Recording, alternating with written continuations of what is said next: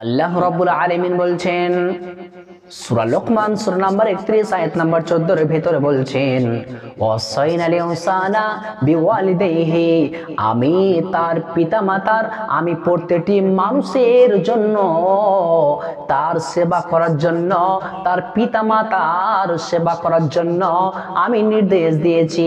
বিওয়ালিদাইহি হামালাতুহু উম্মুহু, তার মা তাকে গর্ভে ধারণ করেছে, ওয়াহানান আলা ওয়াহানিন ওয়া ফিসালুহু, কষ্টের উপর কষ্টে, অফিসালুহু ফি আমাইনি, এবং একাধারে 2 বছর তার মা দুধ পান করিয়েছে।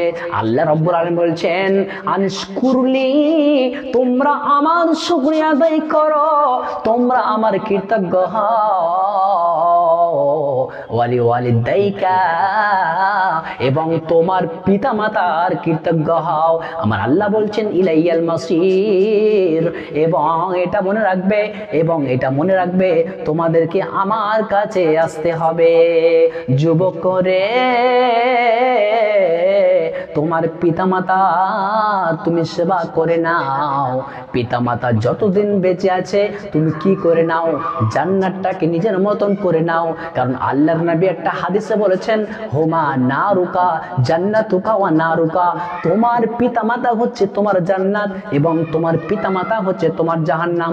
যদি তুমি যুবক করে যদি তুমি জান্নাত চাও যুবক, তাহলে তোমার পিতামাতার কি করো, সেবা করে নাও। আজকে তোমার পিতামাতা বৃদ্ধ হয়ে গেছে যুবক করে, তোমার পিতামাতাকে আজকে তুমি দেখতে পারো না। যখন তুমি ছোট ছিলে, যখন তোমার পিতা তোমাকে সাইকেলে চাপিয়ে নিয়ে গেছিল, তখন তুমি এক প্রসঙ্গে তুমি বলেছিলে বাবা ওটা কি, তখন আপনার বাবা বলেছিল যখন আপনি ছোট ছিলেন, বেটা ওটা হচ্ছে বক, ওটা হচ্ছে বগলা, এই কথাটা বলেছিল। ওরে যুবক করে, তোমার বাপ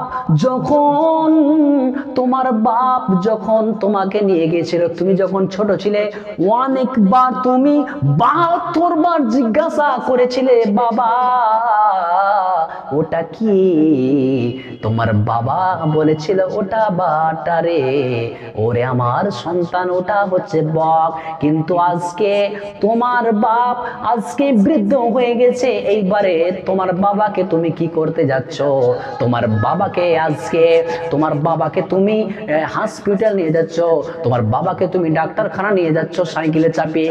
ওই রাস্তাতেই তোমার বাপ এইবারে জিজ্ঞাসা করেছে বেটা ওটা কি, তো বলছে ওটা বকতে আমি পারবো না, বক বেশি করিস না, বলছে বেশি বক করিস না।